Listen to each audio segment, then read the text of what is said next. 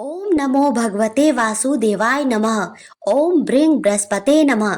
जय श्री कृष्णा सनातनियों, आज सुनेंगे बृहस्पतिवार की परम पावन और दिव्य व्रत कथा। तो आइए भगवान श्री हरि विष्णु और देव गुरु बृहस्पति को प्रणाम करके व्रत कथा प्रारंभ करते हैं। प्राचीन समय की बात है। भारत में एक राजा राज्य करता था। वह बड़ा प्रतापी तथा दानी था। वह नित्य प्रति मंदिर में भगवत दर्शन करने जाता था। वह ब्राह्मण और गुरु की सेवा किया करता था। उसके द्वार से कोई भी याचक निराश होकर नहीं लौटता था। वह प्रत्येक गुरुवार को व्रत रखता एवं पूजन करता था। हर दिन गरीबों की सहायता करता था। परंतु यह सब बातें उसकी रानी को अच्छी नहीं लगती थी।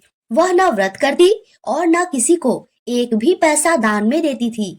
वह राजा से भी ऐसा करने को मना किया करती थी। एक समय की बात है। राजा शिकार करने वन को चले गए। घर पर रानी और दासी थी। उस समय गुरु बृहस्पति साधु का रूप धारण कर राजा के दरवाजे पर भिक्षा मांगने आए। साधु ने रानी से भिक्षा मांगी तो वह कहने लगी, हे साधु महाराज, मैं इस दान और पुण्य से तंग आ गई हूँ। इस कार्य के लिए तो मेरे पतिदेव ही बहुत हैं। अब आप ऐसी कृपा करें कि सारा धन नष्ट हो जाए और मैं आराम से रह सकूं। साधु रूपी बृहस्पति देव ने कहा, हे देवी, तुम बड़ी विचित्र हो। संतान और धन से कोई दुखी नहीं होता। इसको सभी चाहते हैं। पापी भी पुत्र और धन की इच्छा करता है। अगर तुम्हारे पास धन अधिक है तो भूखे मनुष्यों को भोजन कराओ, प्याऊ लगवाओ, ब्राह्मणों को दान दो, धर्मशाला बनवाओ, कुआं, तालाब, बावड़ी, बाग बगीचे आदि का निर्माण कराओ तथा निर्धनों की कुंवारी कन्याओं का विवाह कराओ। साथ ही यज्ञ आदि करो। इस प्रकार के कर्मों से आपके कुल का और आपका नाम परलोक में सार्थक होगा एवं स्वर्ग की प्राप्ति होगी।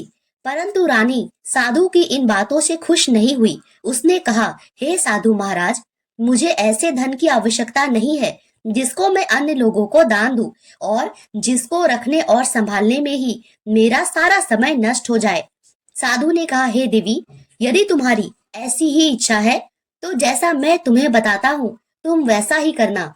बृहस्पतिवार के दिन अपने घर को गोबर से लीपना, अपने केशों को पीली मिट्टी से धोना, केशों को धोते समय स्नान करना, राजा से कहना वह हजामत करवाए और भोजन में मांस मंदिरा खाना, कपड़ा धोबी के यहाँ धुलने देना। इस प्रकार 7 बृहस्पतिवार करने से तुम्हारा धन नष्ट हो जाएगा। यह कहकर साधु महाराज रूपी बृहस्पति देव अंतर ध्यान हो गए। रानी ने साधु के कहने के अनुसार 7 बृहस्पतिवार तक वैसा ही करने का विचार किया। साधु के बताए अनुसार कार्य करते हुए केवल 3 बृहस्पतिवार ही बीते थे कि उसकी समस्त धन संपत्ति नष्ट हो गई। भोजन के लिए दोनों समय परिवार तरसने लगा तथा सांसारिक भोगों से दुखी रहने लगा। तब वह राजा रानी से कहने लगा, हे रानी, तुम यहाँ पर रहो, मैं दूसरे देश को जाता हूँ। क्योंकि यहाँ पर मुझे सभी मनुष्य जानते हैं, इसीलिए मैं कोई कार्य नहीं कर सकता। मैं अब परदेश जा रहा हूँ। वहाँ कोई काम धंधा करूंगा, शायद हमारे भाग्य बदल जाए। ऐसा कहकर राजा परदेश चला गया। वह वहां जंगल से लकड़ी काट कर लाता और शहर में बेचता। इस तरह जीवन व्यतीत करने लगा। इधर राजा के बिना रानी और दासियां दुखी रहने लगी। किसी दिन भोजन मिलता तो किसी दिन जल पीकर ही रह जाती। एक समय रानी और दासियों को 7 दिन बिना भोजन के व्यतीत करना पड़ा।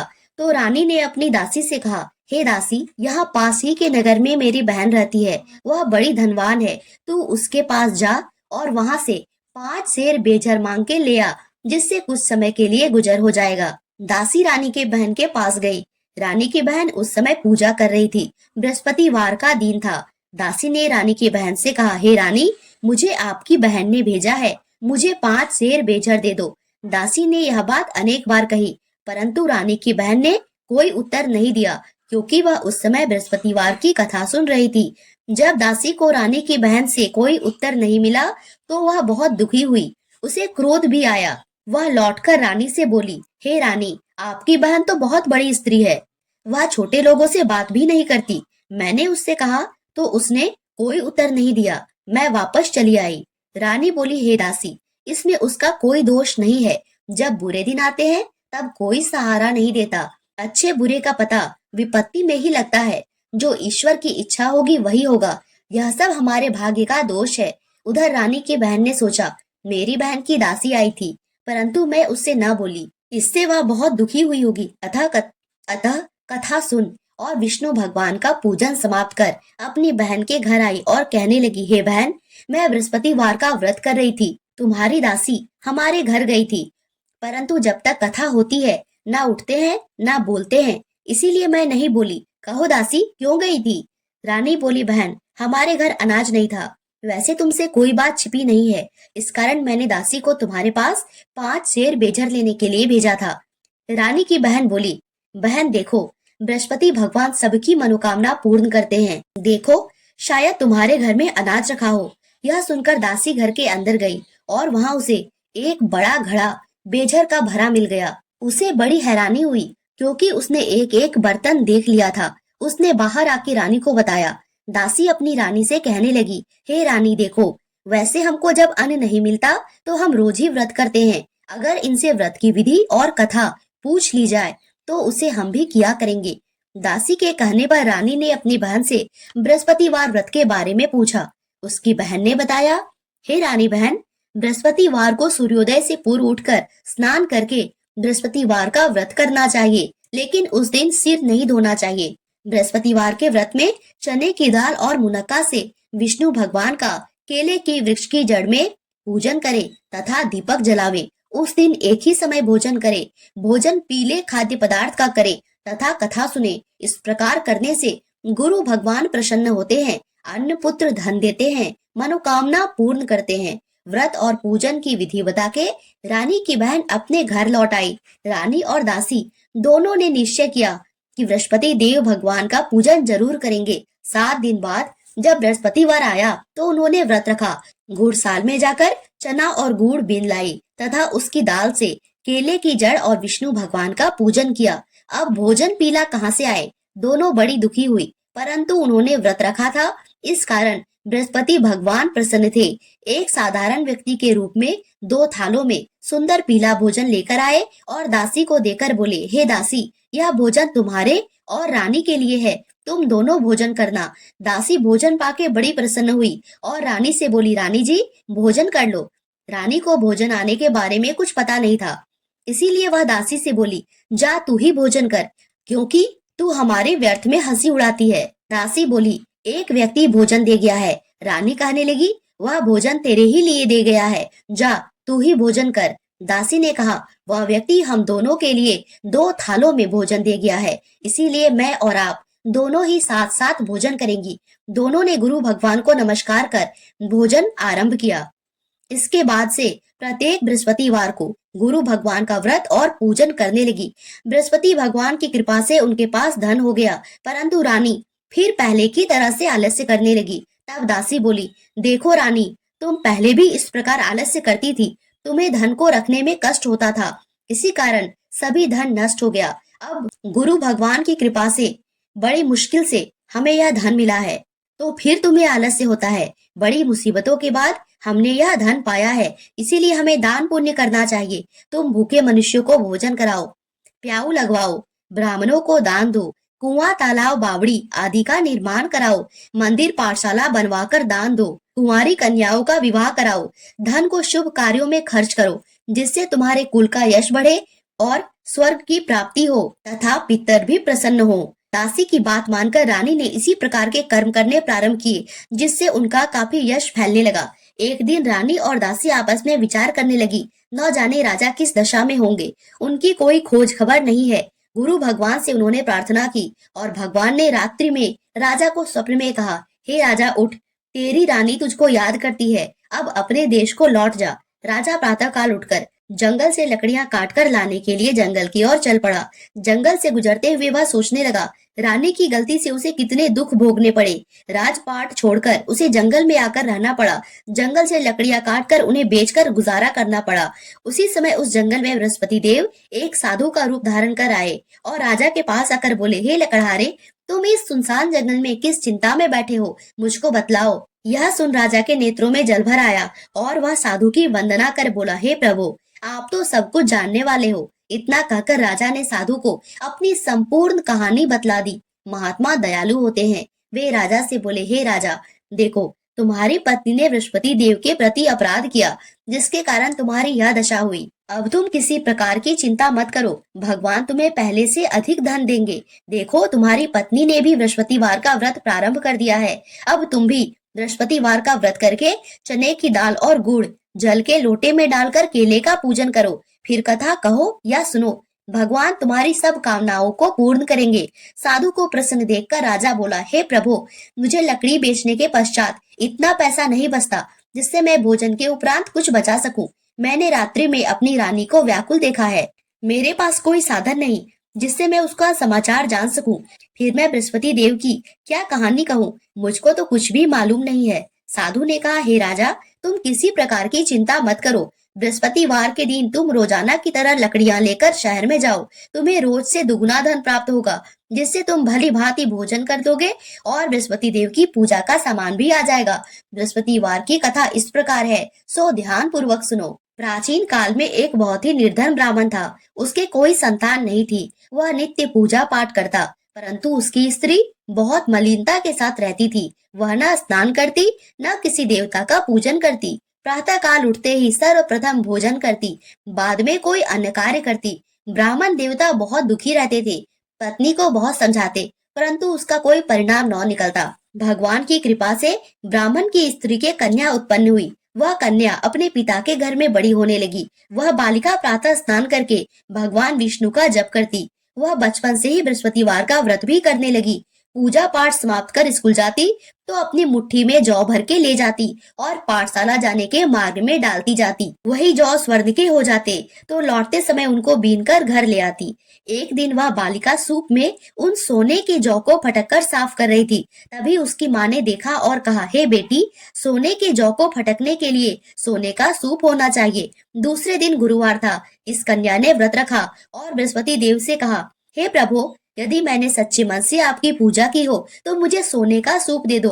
बृहस्पति देव ने उसकी प्रार्थना स्वीकार कर ली। रोजाना की तरह जब वह कन्या जौ फैलाती हुई स्कूल चली गई और स्कूल से लौटकर जब वह जौ बीन रही थी तो बृहस्पति देव की कृपा से उसे सोने का सूप मिला। उसे वह घर ले आई और उसे जौ साफ करने लगी, परंतु उसकी माँ का वही ढंग रहा। एक दिन की बात है, वह कन्या सोने के सूप में जौ साफ कर रही थी। उस समय वहां का राजकुमार वहां से होकर निकला। उस कन्या के रूप और सोने के सूप में जौ को साफ करते देखकर वह उस कन्या पर मोहित हो गया। राजमहल आकर भोजन और जल त्याग कर उदास होकर लेट गया। राजा को जब राजकुमार द्वारा अन्न जल त्यागने का समाचार ज्ञात हुआ तो अपने मंत्रियों के साथ वह अपने पुत्र के पास पहुंचे और बोले, हे बेटा, तुम्हें किस बात का कष्ट है? किसी ने अपमान किया है अथवा कोई और कारण है? मुझे बताओ, मैं वही करूंगा जिससे तुम्हें प्रसन्नता हो। राजकुमार ने अपने पिता की बातें सुनी और बोला, मुझे आपकी कृपा से किसी बात का दुख नहीं है। किसी ने मेरा अपमान नहीं किया, परंतु मैं उस लड़की के साथ विवाह करना चाहता हूँ जो सोने के सूप में जौ साफ कर रही थी। यह सुन राजा आश्चर्य में पड़ गया और बोला, हे बेटा, इस प्रकार की कन्या का पता तुम ही लगाओ। मैं उसके साथ तुम्हारा विवाह अवश्य करवा दूंगा। राजकुमार ने राजा को उस लड़की के घर का पता बताया। मंत्री उस लड़की के घर गया और राजा का आदेश ब्राह्मण को सुनाया। कुछ ही दिन बाद ब्राह्मण की कन्या का विवाह राजकुमार के साथ संपन्न हो गया। कन्या के घर से जाते ही उस ब्राह्मण देवता के घर में पहले की भांति गरीबी का निवास हो गया। अब भोजन के लिए अन्न भी बड़ी मुश्किल से मिलता था। एक दिन दुखी होकर ब्राह्मण अपनी पुत्री से मिलने गया। बेटी ने पिता की दुख की अवस्था को देखा और अपनी माँ का समाचार पूछा। ब्राह्मण ने सभी हाल कहा। कन्या ने बहुत सा धन देकर अपने पिता को विदा कर दिया। इस तरह ब्राह्मण का कुछ समय सुखपूर्वक व्यतीत हुआ, लेकिन कुछ दिन बाद फिर वही हाल हो गया। ब्राह्मण फिर अपनी कन्या के यहाँ गया और सभी हाल कहा तो पुत्री बोली, हे पिताजी, आप माताजी को यहाँ लिवा लाओ। मैं उन्हें वह विधि बता दूंगी जिससे गरीबी दूर हो जाए।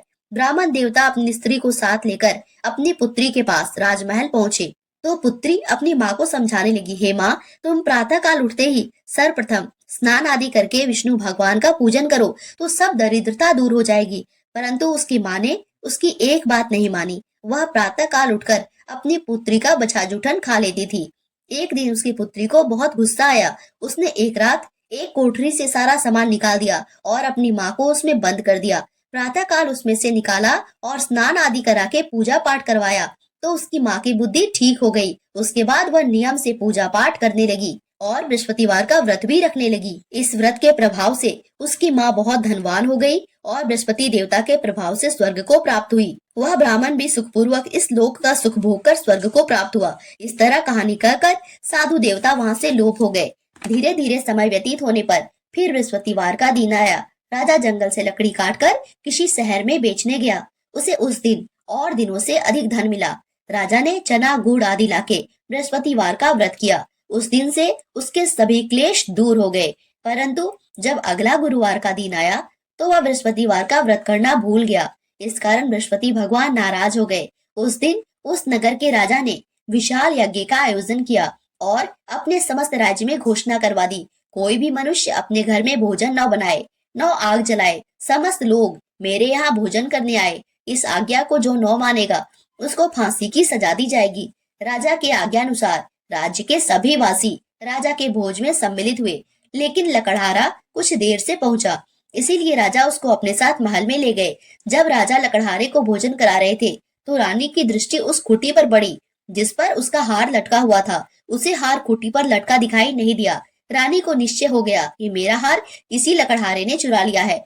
उसी समय सैनिक बुलवाकर उसको जेल में डलवा दिया। जब लकड़हारा जेल खाने में गया तो बहुत दुखी होकर विचार करने लगा कि न जाने कौन से पूर्व जन्म के कर्म से मुझे यह दुख प्राप्त हुआ है, और उसी साधु को याद करने लगा जो जंगल में मिला था। तत्काल बृहस्पति देव साधु के रूप में प्रकट हो गए और उसकी दशा को देखकर कहने लगे, अरे मूर्ख, तूने बृहस्पति देवता की कथा नहीं कही, इसी कारण तुझे दुख प्राप्त हुआ। अब चिंता मत कर, बृहस्पतिवार के दिन जेल खाने के दरवाजे पर 4 पैसे पड़े मिलेंगे, उनसे तू बृहस्पति देव की पूजा करना तो तेरे सभी कष्ट दूर हो जाएंगे। अगले बृहस्पतिवार उसे जेल के द्वार पर 4 पैसे मिले। राजा ने पूजा का सम्मान मंगवाकर कथा कही और प्रसाद बांटा। उसी रात्रि को बृहस्पति देव ने उस नगर के राजा को स्वप्न में कहा, हे राजा, तूने जिस आदमी को जेल खाने में बंद कर दिया है वह निर्दोष है, वह राजा है, उसे छोड़ देना। रानी का हार उसी खूंटी पर टंगा हुआ है। अगर तू ऐसा नहीं करेगा तो मैं तेरे राज्य को नष्ट कर दूंगा। राजा प्रातःकाल उठा और खूंटी पर हार टंगा देखकर लकड़हारे से क्षमा मांगी और राजा के योग सुंदर वस्त्र आभूषण भेंट कर उसे विदा किया। गुरुदेव की आज्ञा अनुसार राजा अपने नगर को चल दिया। राजा जब नगर के निकट पहुंचा उसे बड़ा ही आश्चर्य हुआ। नगर में पहले से अधिक बाग, तालाब और कुएं तथा बहुत सी धर्मशालाएं, मंदिर आदि बने हुए थे। राजा ने पूछा, यह किसका बाग और धर्मशाला है? तब नगर के सब लोग कहने लगे, यह सब रानी और दासी के द्वारा बनवाए गए हैं। राजा को आश्चर्य हुआ और गुस्सा भी आया। जब रानी ने खबर सुनी कि राजा आ रहे हैं तो उसने अपनी दासी से कहा, हे दासी, देख, राजा हमको कितनी बुरी हालत में छोड़ गए थे, हमारी ऐसी हालत देखकर लौट न जाए, इसीलिए तू दरवाजे पर खड़ी हो जा। रानी की आज्ञा अनुसार दासी दरवाजे पर खड़ी हो गई और जब राजा आए तो उन्हें अपने साथ महल में लिवा लाई। तब राजा ने क्रोध करके अपनी तलवार निकाली और पूछने लगा, बताओ, यह धन तुम्हें कैसे प्राप्त हुआ है? तब रानी ने बताया, हमें यह सब धन बृहस्पति देव के व्रत के प्रभाव से प्राप्त हुआ है। राजा ने तब निश्चय किया कि 7 रोज बाद तो सभी बृहस्पति देव का पूजन करते हैं, परंतु मैं रोजाना दिन में 3 बार कथा कहा करूंगा और रोज व्रत किया करूंगा। अब हर समय राजा के दुपट्टे में चने की दाल बंधी रहती और दिन में 3 बार कथा कहता। एक रोज राजा ने विचार किया, चलो अपनी बहन के यहाँ हो आए। इस तरह का निश्चय कर राजा घोड़े पर सवार होकर अपनी बहन के यहाँ चल दिया। मार्ग में उसने देखा कुछ आदमी एक मुर्दे को लिए जा रहे हैं। उन्हें रोककर राजा कहने लगा, अरे भाइयों, मेरे बृहस्पतिवार की कथा सुन लो। वे बोले, लो, हमारा तो आदमी मर गया है, इसको अपनी कथा की पड़ी है। परंतु कुछ आदमी बोले, अच्छा कहो, हम तुम्हारी कथा भी सुनेंगे। राजा ने दाल निकाली और कथा कहनी शुरू की। जब कथा आधी हुई तो मुर्दा हिलने लगा और जब कथा समाप्त हुई तो राम राम करके वह मुर्दा खड़ा हो गया। राजा आगे बढ़ा। उसे चलते चलते शाम हो गई। आगे मार्ग में उसे एक किसान खेत में हल चलाता मिला। राजा उससे बोला, अरे भैया, तुम मेरी बृहस्पतिवार की कथा सुन लो।